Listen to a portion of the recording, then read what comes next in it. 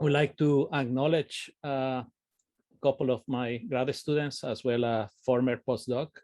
The students are Cassie Hock and Angel Rosa Pagan, and the former postdoc is Fujian Tang, who is an associate professor at university in China currently.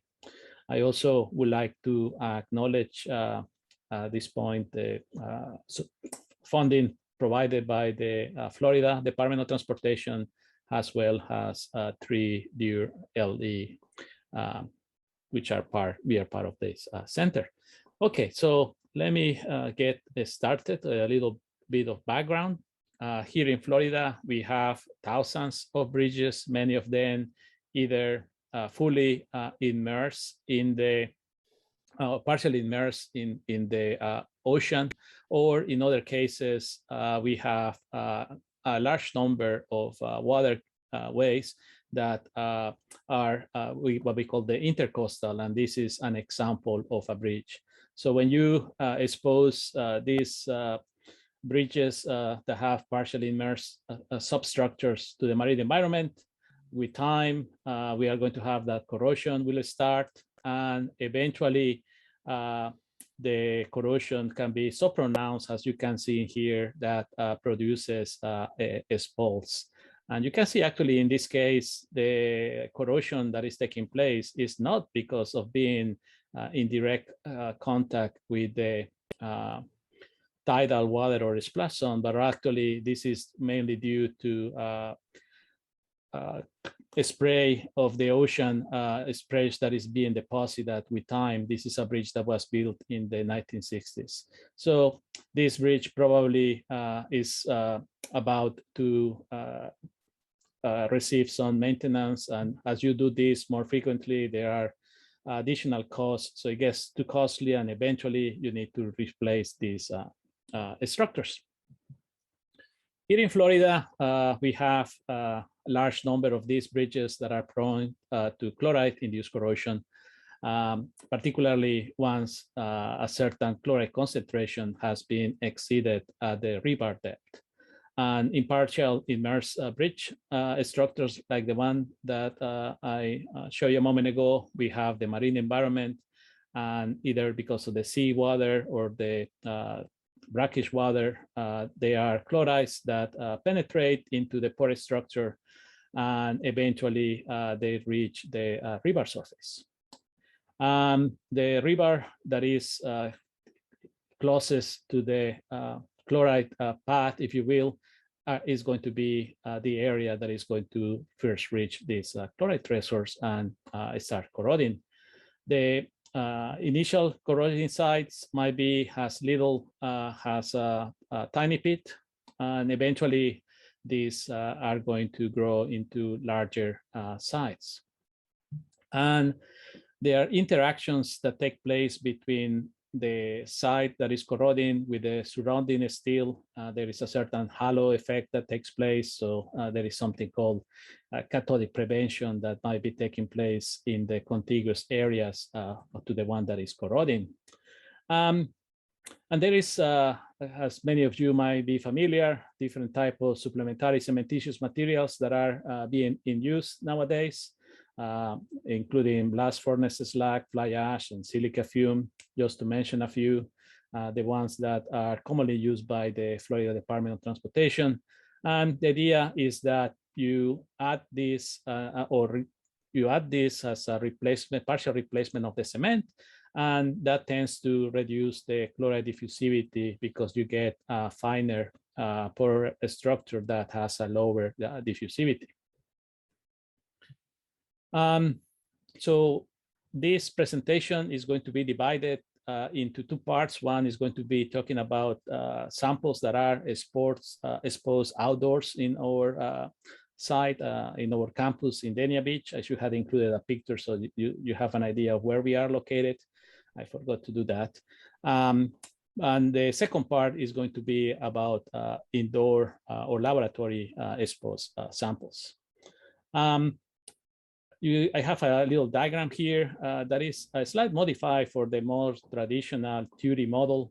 More recently, Melchers and Greens and others have suggested that there is a certain time that it takes place before the corrosion initiates, but there is some thinking nowadays that maybe from the point that corrosion initiates for a certain amount of time, there is something called the limited corrosion or metastable pitting that might be taking place.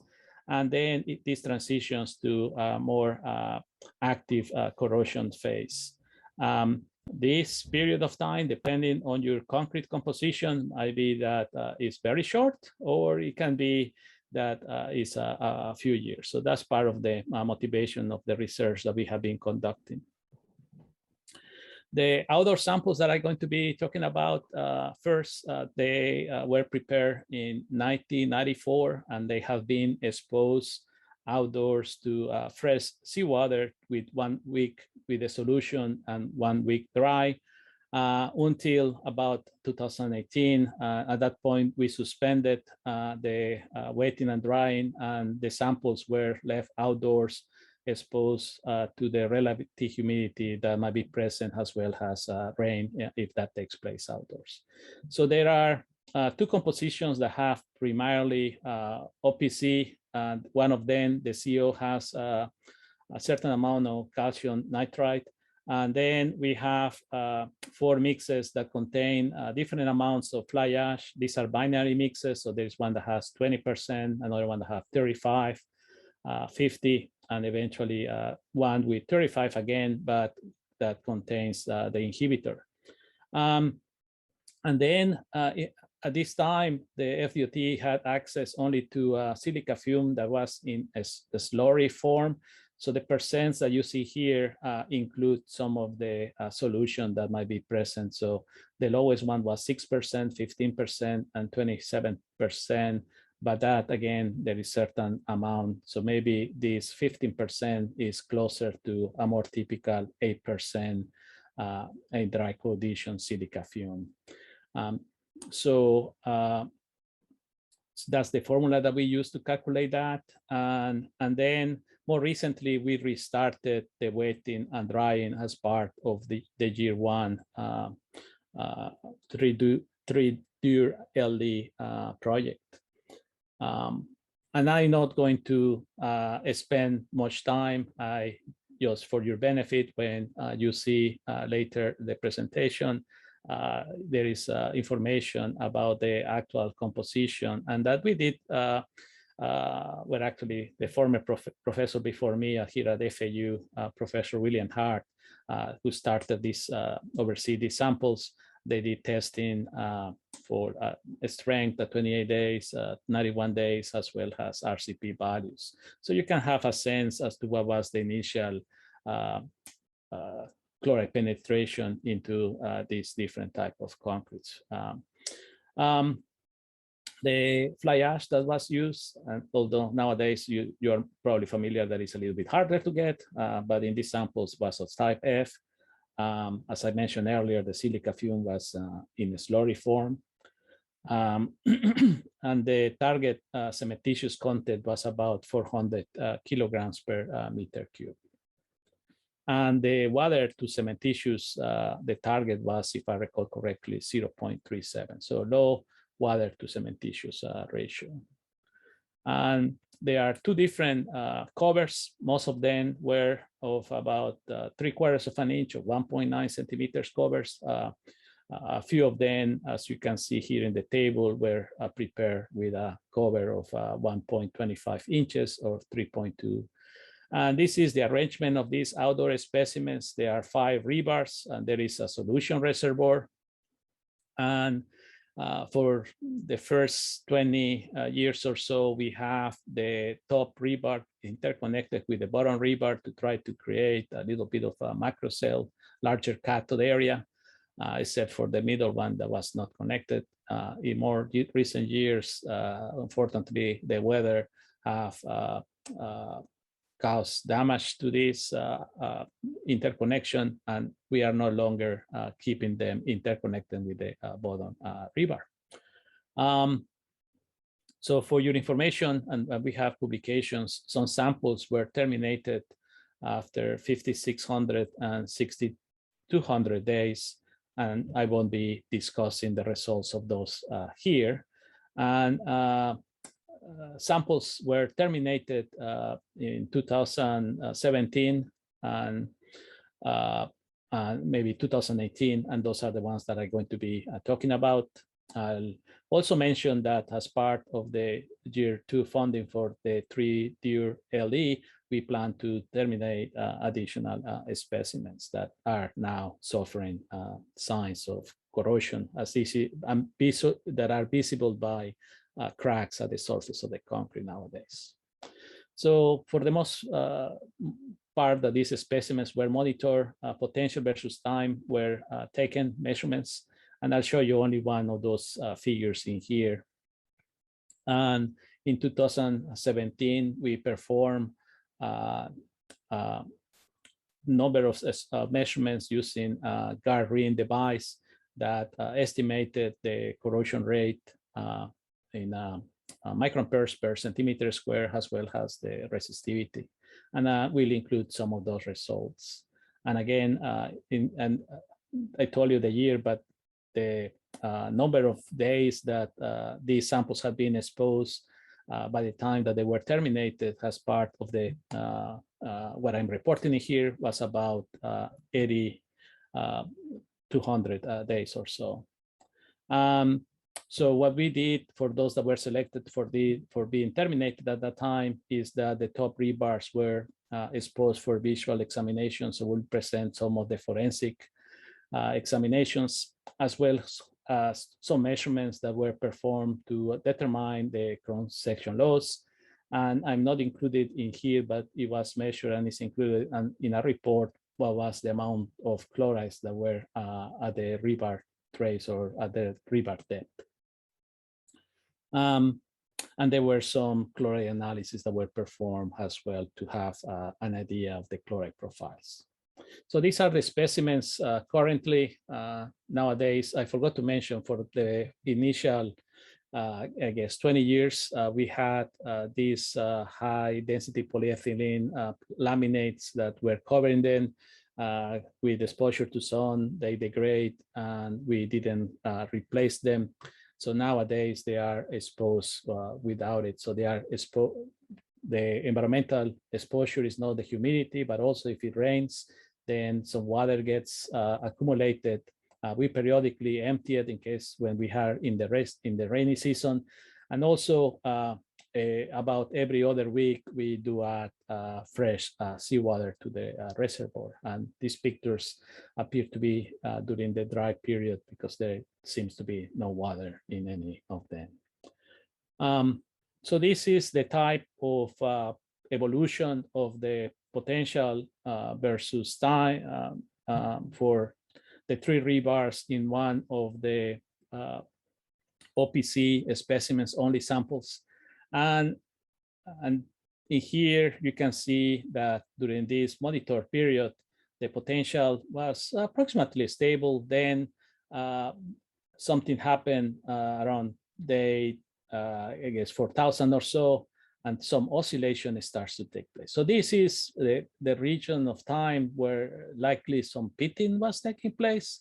And you can see that around day 7,000 or so, and it varied depending on the sample for these other 2 rebars, actually the same sample, but these other 2 rebars, maybe the second event, the transition took place at a later day, like a 7,500 days. So this one probably was more during the active corrosion, whereas this one has maybe fewer days with active corrosion based on the model that has more recently been suggested. Okay, so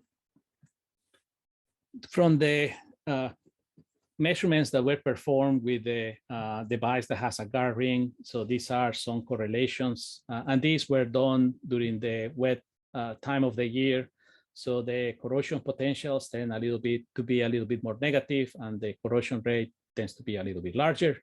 And you can see that depending on the composition, the ones that has SF are made with silica fume, but there are some that probably were not corroding as much as some of others that you see here. Actually, this window in here probably are the ones that are under that active regime, whereas in here, there is some uncertainty. And all these values are versus saturated calomel electrode in this case. So this, if you were to move this to the copper sulfate electrode, there will be about 70 millivolts more negative. And the other correlation that you see here on the right relates the concrete resistivity that was measured with this device. And that doesn't mean that is the actual concrete resistivity, but is the what the device detects with the presence of the rebar. And maybe if you have cracks, that might also be included in the measured value. So concrete that you might expect to have a high resistivity once it is cracked might later on, especially in the wet condition, show lower resistivity values that you would expect. Okay, so and you can see that regardless if it has, for example, these red ones are the ones that have only OPC, these blue ones are with different amounts of fly ash. Not to confuse you, I decided not to present which ones were with 20%, which ones with 35%, but you can see that there is a kind of a certain correlation for both cases. And actually, if you correlate the resistivity versus the corrosion rate measure, that appears to be an even better correlation. Now, although you might say, well, you're using the same device to measure the resistivity and the corrosion rate. And that's a fair point. But it still seems that at least for these specimens, there is a decent correlation for the different systems. At this point, we'd like to present two of the samples that still remain, and you can see the type of damage that some of them are experiencing currently. So this will be, for example, two of the specimens that will be candidates to do forensic analysis as part of the year 2 funding. Now I move to the forensic examination of some of the samples that were terminated. And what we typically did is that we did 3 cuts, and that because of time constraints, we not going to go into much details, but then we do 2 additional cuts transverse to the rebar along the rebar depth, but we don't touch the rebar. So then we use a chisel that allows them to expose the rebar. So this is on top of the rebar, and this is the piece with the rebar itself. And in this case, a rebar A is the one that had this crack that you see here. And in this instance, the corrosion site appears to be quite long, right below the chloride path. But if you turn the rebar, maybe there is a little bit along those ribs, but no significant corrosion. On another rebar that was part of the same specimen, the corrosion sites were smaller, and when we look at the back side of the rebar, there's pretty much no corrosion in this case. So these are some examples, and I'm not going to spend too much time, but you can see that even if you have 35% fly ash, significant corrosion can take place. This is one with only with a calcium nitrate, and this is an example of silica fume specimen that this amount of corrosion that you see here actually wasn't that large, did cause a crack. We have another example of a specimen with silica fume and the intermediate amount. And in this case, a larger amount of corrosion took place that caused these 2 cracks. And you can see that in this case is for rebar A and for rebar C. And in here, I'm showing you how the rebar looks like after you clean it up and remove the corrosion products. So you can see the extent of the cross-section loss that took place. And it's believed that this one here be although there is corrosion, there was no crack being produced by that one. Just a few other examples, and in here, this is larger magnification than this one. Actually, is the same side, just that we rotate it, just to give you a sense of the type of cross-section loss that were observed. A little bit of the same. Actually, here, this is one that had the inhibitor only, and you can see that this particular rebar, not just on one side, but also on the other side of the rebar, had significant cross-section loss. So what we did is that then, using a caliper, the cross-section loss or the circumference of the rebar was estimated, and I'll describe that in a little bit. So here are all the rebars after cleaning, and some additional examples. Some of them might be the same that I showed you a moment ago, that were conducted for the examination. And then what was done is the following. We estimated the pitting factor, and this has been proposed by others. So we took the same idea in which you take the delta A max is the area where the cross-section loss was the largest, and divide that by the average delta area average, that is the average cross-section loss over the entire length of the steel bar that shows corrosion. And that is what we others have called the pitting factor, and that we calculated with these specimens. The average corrosion-induced mass loss of the steel bars was also determined by the formula that you see here. And we are going to be using the eta symbol, where M0 is the rebar mass loss before corrosion, which was obtained estimated by uncorroded steel bars. And this M is the rebar mass after the exposure test. And so, to give you a sense of where the corrosion was taking place on some of these specimens, this particular rebar had two sections where there was significant cross-section loss. And you can see this eta value as well as the pitting factor that corresponds. And these are tabulated in here. And there were a few of them that have a significant eta value, close to 10%, whereas others were close to 1.5% or so. And there were values in between. Okay, so that's with respect to this. So you can see that the region that was suffering corrosion in some cases was like 5 centimeters or so. And what we did is that we took these eta values, or the average mass loss, and correlated that with the corrosion rate values that I showed you earlier. And we also did something similar with the resistivity. So these are the type of trends that we observe. And you can see that there might be specimens that have corrosion rates as high as, what is this, about 5 microamperes per centimeter, and other ones that are about 0.4 or so it's 2, 3, yeah, 0.4 or so. And a cross-section loss, the average mass loss that is less than about 2% or so for all of those. And then there is certain spread in there. And as the average mass loss increases, there was a tendency to have a larger corrosion rate corresponding to them.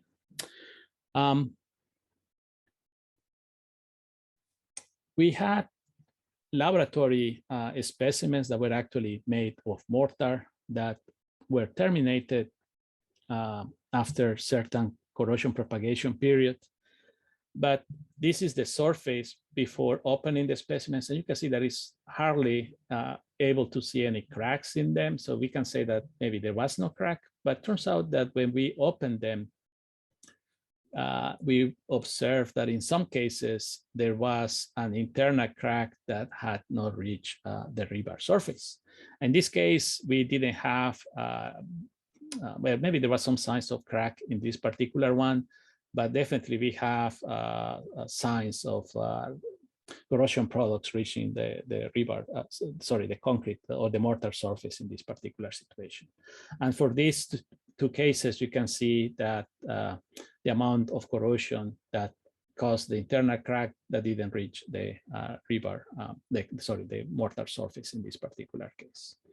So we have several of these specimens that were terminated, and we added the pitting factor as well as the mass loss, similar to the one that I show you in the previous plot figure slide. And when you do that, turns out that those from the lab specimens, they are shifted a little bit to the left. Here is the corrosion rates versus the ERA values that corresponds to them. So this is all that I have with respect to the outdoor specimens. And we hope to be able to do additional analysis and add to that those plots that I show you from those with the samples that will be terminated in the coming year. So now I'll move to the indoor specimens. And the motivation for this is that we have, as I mentioned, Florida DOT using different type of supplementary cementitious materials in their concretes. So we have some specimens that are, or some bridges that have a slag, others that have fly ash, and in some cases there are bridges that have ternary mixes that contain either fly ash and silica fume, or more recently, due to the scarcity of the fly ash, they start in building with a slag and silica fume. So as towards gaining a better insight as to how corrosion propagates, we started a project in 2016 in which what we did is that we prepare single rebar specimens and 3 rebar specimens that had different solution reservoirs.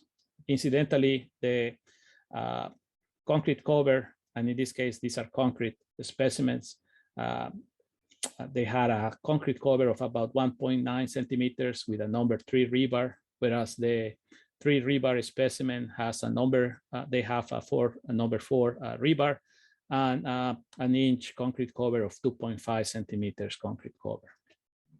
And again, the solution reservoir was varied, but in this case, the 3 rebars had the same length of the solution reservoir, and that probably might have created also a different type of solution resistance, of, if you will, apparent resistivity in this geometry compared to this geometry. And as you can see here on the right column, the target water to cementitious for 3 of the mixes was 0.41, and for 1 of them was 0.37. And the reservoirs were installed after at an age of around 45 to 60 days. And what we did, you see all this wiring in here. I'm going to briefly touch as to what we did with that, is that actually we put a mesh or electrode both in the solution reservoir and another one at the bottom. And we use power supplies to actually accelerate the chloride transport from the solution reservoir at the top to towards the bottom of the specimen by having another mesh at the bottom. And in here in the reservoir, we had 10% sodium chloride. At the bottom, we had calcium hydroxide solution, and we apply initially about 3 volts, and you can see on these tables the ampere hour that was applied. And if you were to compare, if you are familiar with what others have done to accelerate corrosion, these values are significantly lower what you would apply before they terminate those specimens. So we terminated the electromigration shortly, in some cases after we detected corrosion, by interrupting this and monitoring how the potential evolved and also making some linear polarization measurements. In some cases, as you can see here, there were several months in which this, but not all the time, the electromigration was applied. What else? Okay, so once that we said, okay, all the specimens are corroding, then we started monitoring what we call the corrosion propagation, but it could be that based on what I told you earlier, that we are in the meta-stable or kind of incipient type of corrosion period that is taking place. Oh, one more thing, the rebar was not connected in the system. So it is possible that the rebars were anodically polarized maybe a little bit, and that might have caused the corrosion to initiate at a lower chloride concentration that if you had just chloride transport by diffusion, but the rebar was not interconnected to for accelerating the corrosion. During what we call the corrosion propagation monitoring, we have measured the potential versus time using the rebar potential versus time using calometer electrodes. Corrosion currents have been measured initially using LPR, more recently using galvanostatic pulse. And for short time, we were using a constant applied current of about 10 microns. And then we realized that in some cases that might either be too little or too large of a polarization for you to be within the linear regime. So more recently, we have been adjusting either upwards or downwards the amount of applied current, but we continue using the galvanostatic pulse. And here today, I'll show you some specimens that were terminated around day 600 after being exposed to the solution, and includes the time in which the electromigration or the accelerated chloride transport took place. And again, as part of the year 2 funding, we are planning to terminating some samples. And you'll see that nowadays they are anywhere between 1,800 days to a little bit more. I guess by the time that we terminate, we hope to be around 2,000 days or so. In some cases, the solution was periodically removed for 2 to 3 weeks. And the idea is that, something that I forgot to mention, is that we keep these samples with a lid, so the moisture content is relatively high. So to replenish the oxygen at the rebar depth, we have removed the solution for several times, 2 to 3 weeks. More recently, around February of last year, right before COVID hit, we decided to move some samples to an environmental chamber. And in that case, we kept the samples for 2 weeks, 35 degrees and really low relatively humidity. We decided to do this rather than putting the samples in the oven. And this is after IP publication a few years back. So we were trying to replicate more or less that. The idea is that then you change those samples back to a very high humidity, and that, at least in their study, trigger higher corrosion. In our case, as you are going to see, we observe the opposite, maybe because of the lower water to cement ratio in our samples. And the samples that were placed in the environmental chamber were momentarily removed, or at least the door open while the galvanostatic pulse testing was taking place. And this was done about every other month or so. Although right before COVID, we were doing this a little bit more frequently. So here are some of the results. And if this starts to be too repetitive, what I'm going to do is that I'm going to wrap it up, and then we can address some of the questions that you guys have. So let me get started with, in this case, this is how the corrosion current has evolved. The reason that we are saying corrosion current is that we don't know exactly what is the area that is corroding, even though that we are assuming that corrosion has initiated. And don't know how many of you might have followed the work by Alexander and Otieno, but they have a publication, I think, that appeared in 2018 or 2019, if I recall correctly, where in that case they did apply the electromigration as well, but for a longer period of time. And corrosion started similar to what I'm describing in here. And what they observe is something similar to what you see on the plot on the left. With time, the corrosion, in this case, in our case here, is the corrosion current tends to decrease. And the potential corresponding to each one of these rebars tended to increase. And again, these values are versus Calumet, so need to subtract or make it more negative, about 70 millivolts, if you prefer to refer these values versus copper sulfate electrode. So this is something that they observe in their experiment. In our case, however, some of the other samples have somewhat similar. There was some oscillating. So these are for the three rebar specimens. And these are with the slag composition, and these ones are with the fly ash and the slag, if I recall correctly.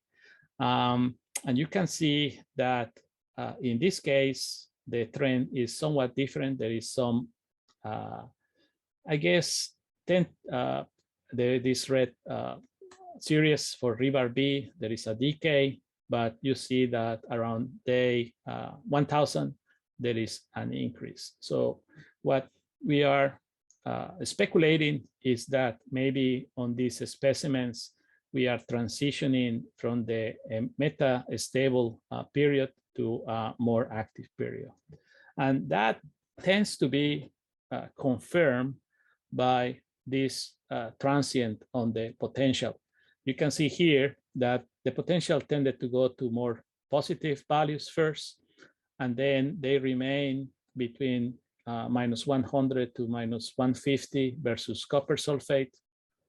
And just before day 1200, you can see that a transition took place towards more negative values. So it's possible that this might have coincided with either the corrosion site becoming what is under more active corrosion, or additional sites might have started to corrode. And we'll select some of these specimens so that we can do forensic analysis. And in that case, after that is done, then we'll be able to determine if the corrosion current density, as well as some of the values that I presented earlier for the outdoor specimen regarding the pitting factor, as well as the average mass loss that might correspond to some of these specimens. And you can see that in this case, some of these samples are reaching close to 1800 days, and some others a little more than 1500. Here is another example for a 5-centimeter solution reservoir, but instead of showing you now the 3 rebar specimens, I'm showing you single rebar specimens. And in this case, FA3 had a rebar that initially had a relatively active corrosion and measured via a high corrosion current. And then it transitioned to something similar to what I show you in the first results slide of these lab specimens. whereas this red one tend to have like transition around day 600 to more active, then tend to go to a metastable region, and more recently after day 1200 becoming more active. This sample with gray symbols and this one with the red symbols are two of the samples that were moved to the environmental chamber. And we selected the gray symbols because at the time, as well as the red, by looking not just at the current, but also at the potential. And you can see that before we decided to move them to the environmental chamber, they had quite significant negative potential, rebar potential. But upon doing the drying and then increasing the humidity, they went into more positive potentials and a transition in the corrosion current. And it is not until more recently that the sample 7 for the slag that a transition towards more negative potentials is starting to take place. There is a moderate increase in the corrosion current that we'll continue to monitor and see what we observe on them. So there is something similar, but now presenting results on the single rebar specimens for the samples that have fly ash and silica fume, as well as slag and silica fume. And again, it appears that some of the rebars embedded in some of these specimens tend to have more active corrosion than others. And in this case, it is possible, two different possibilities or two different reasons, is that maybe the one that has the more higher corrosion current and more negative potentials, maybe those are, and that I have to check, is they were exposed to a higher electromigration or ampere hour application initially, or it might be just due to the heterogeneity of the concrete, that there might be some not visible to the on the outside, maybe some weakest path in one specimen compared to the other to reach the rebar depth. So that's with respect to that. So let me not going to, I included this because these are slightly solution reservoirs. And in this case, you can see that at least in the 3 instances in here, there is an appearance that the corrosion current is increasing in the 3 of them. Whereas for the samples that contain fly ash, there are 2 of them that are transitioning towards more negative potentials, but only 1 of the 2 are showing higher corrosion currents. And by the way, I forgot to mention that she had said this is about 300 days in here have been funded by year 1 of the 3-year LE UTC project that we have ongoing. And something else that was done with some of the data collected is that, for example, for the fly ash specimens that were moved into the environmental chamber, we look at the corrosion versus potential values prior to moving them to the environmental chamber. And we combine both the single rebar and 3 rebar specimens, and we get this type of correlation. Upon doing the drying followed by the wetting, we have a cluster that is a lot closer for all the specimens. And again, in here are corrosion currents in the x-axis versus the corrosion potential. And we did something similar in the sense of correlation between the corrosion potential and the corrosion current for all the SL or the slag specimens, including single rebar and 3 rebars. The empty symbols corresponds to single rebars, whereas this other corresponds to the with filled colors are the 3 rebar specimens.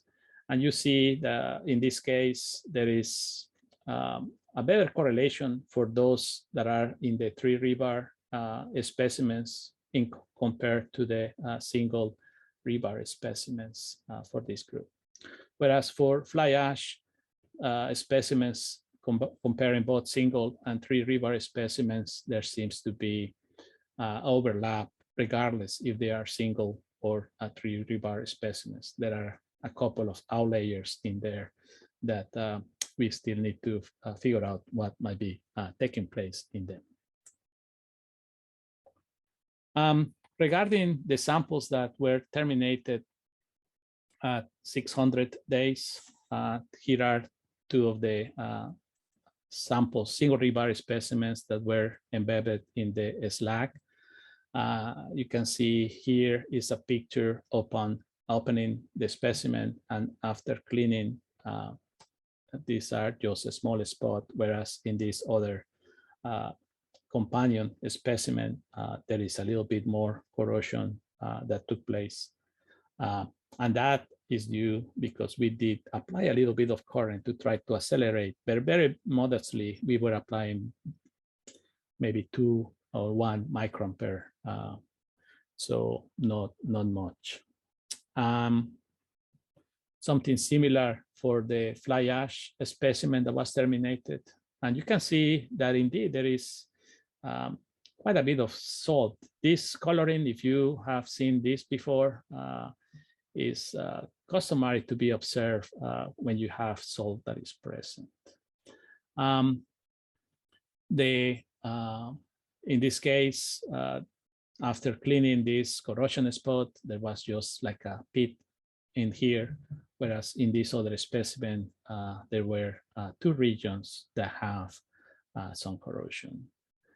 The selected specimen, T1 that was terminated, actually didn't have any corrosion visible. And what we believe that we were measuring might be corrosion that was taking place on the rebar outside of the concrete. We have corrected that. We decided to coat the rebar that is outside of the specimen to try to prevent those false positive of corrosion taking place. Some conclusions is that the corrosion propagation has been monitored, particularly on these indoor specimens, for about 1,500 days. And for those that were terminated, we observed some small corrosion sites. No cracks were found. Apply current density during the corrosion propagation modestly increased corrosion. The corrosion current appears to be increasing over the last few months on several of the specimens. So we'll do additional forensic investigation of those on both type of sets, those that are the lab specimens, as well as the outdoor specimens to add to the knowledge. And that's all that I have, except for thank you for your attention. And again, would like to acknowledge the Florida Department of Transportation, 3-year LE, the National Center for Transportation Infrastructure, Durability and Life Extension, as well as Florida Atlantic University.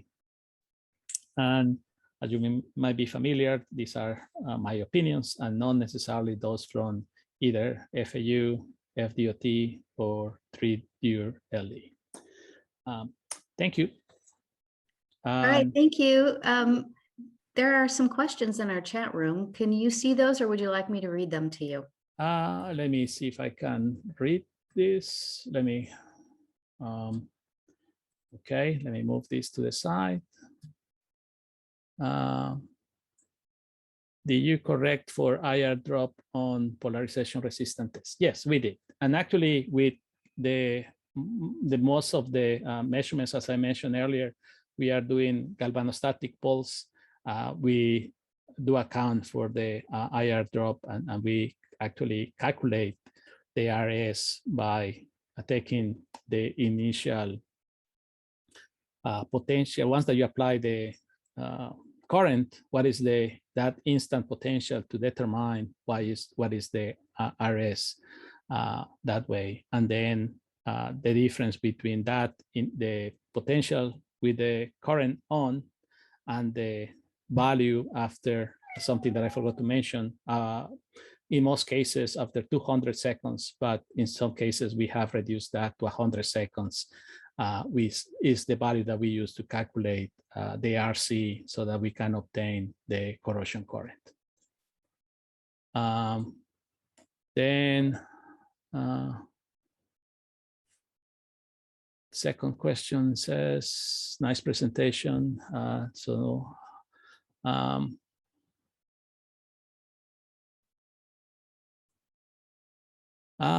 Good question.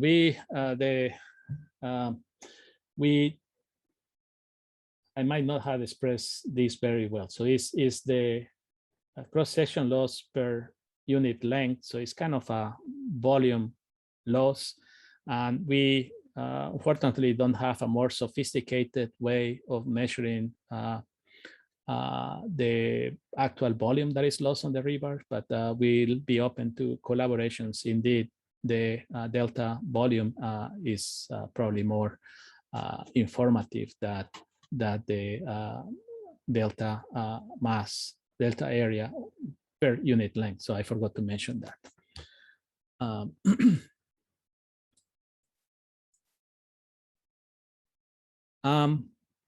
No, we didn't keep the third question is on electromagnetic. Do you keep the total current and the path the same? The answer to that is no. What we did is that we did record the applied current. So we have that information. And indeed, high resistivity concrete has the Neil is mentioning is going to get less chloride ingress. So we are aware of that. And in some cases, that's the reason that for some specimens, the electromagnetic took place for a longer period of time to try to account for that. Chris is asking, was there any correlations between pitting factor and corrosion rate? We have the data, but I don't recall if we calculated any correlations. That would be interesting to do. Thank you for the suggestion. The next question is, do you plan to measure the chloride concentration profile for the terminated specimens? Yes, we are going to at least do that in a few instances. So something that I didn't present in here is that what we have done is to measure. I show you that, for example, for the outdoor specimens, the chloride, the corrosion is kind of localized in a certain region. So we don't take the, we typically mill next to that to have a sense as to what might have been the chloride concentration at the rebar depth. And we have also performed, particularly for the larger outdoor specimens, coring, and then see what is the chloride profile as a function of that. So we will do that in the larger specimens. I'm not sure that we'll be able to do something similar on the indoor specimens due to the geometry, and we can give it a try, but definitely that's something that we'll do for the outdoor specimens. Taisir is asking, do you take into consideration the diffusion coefficient? We have the values for all the different type of concretes. just I didn't include it due to time constraint on this presentation. So indeed, different concretes, and actually for most of these concretes, either because they have low water to cement ratio or because of both the low water to cement ratio and the and mixtures that are present, the diffusion coefficient is low. So we have that information as well.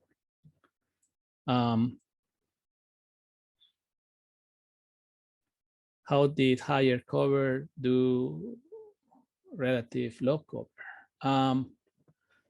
Well, I guess all the covers that we have are relatively thin compared to the people use well, let me rephrase that. What we use here in Florida for substructures are anywhere between 3 to 4 inches of concrete covers, which is 7.5 to 10 centimeters concrete covers. And the ones that we are using here are anywhere between 1.9 centimeters, which is 3/4 of an inch, to I guess the largest one that I told you that we have for the outdoor specimens are 0.25. So the reason for that is we want to allow for corrosion to take place in a shorter period of time. So definitely there is an effect as to what is your concrete cover. I'm not sure that we'll be able to provide additional insight, as in our case, the concrete covers are similar. Okay, so there is another question in here to follow up on the question of the chloride diffusion coefficient. Do you measure them different edges? Yeah, indeed, we have done that 2 different ways. So in the case for the indoor specimens, we did DNSM, the non-steady state migration testing at different edges all the way to 600 days. So indeed, you see that for those concrete that has slag or fly ash and slag, there is a change in the diffusivity as time passes. So what else? Sorry, I'm moving here. I didn't finish reading that. We know that they change significantly over time. Yes, so indeed, we took that into account, but something that I didn't address here today, but that we have observed is that indeed, it's going to take longer for corrosion to start on those concretes that contain fly ash. But something that we have found as well is that the higher the fly ash content, the lesser the amount of chlorides that are needed before corrosion initiates. Neil says, thank you, nice job. And then Chris says, you have a good opportunity to correlate the outdoor specimens to the lab specimens regarding actual time to corrosion. So yeah, we are going to try to do some analysis, and maybe we can have an additional conversation. I'd be happy to pick up your ideas. But yeah, so again, the ones outdoors, they started corrosion naturally, whereas those indoors, we accelerated the chloride transport and initiated corrosion sooner. So Xiaoming is announcing that for everyone, the recorded webinar will be posted on our YouTube. Thank you very much. And thank you, Xiaoming, for providing the link. I think that we have reached the 2 p.m. Mark. I don't know if anyone has additional questions. If not, thank you for your attention. There is one additional question in here. Let me see if I can address this. It is possible to predict the service life of concrete from chloride diffusion coefficient using some models. Indeed, we have done something like that in the past. So I'd be happy you send me an email to point you to some of our previous publications. All right. Thank you. Thank you so much, and have a great day, everyone. Thank you. Nice job. Thank you, Xiaoming.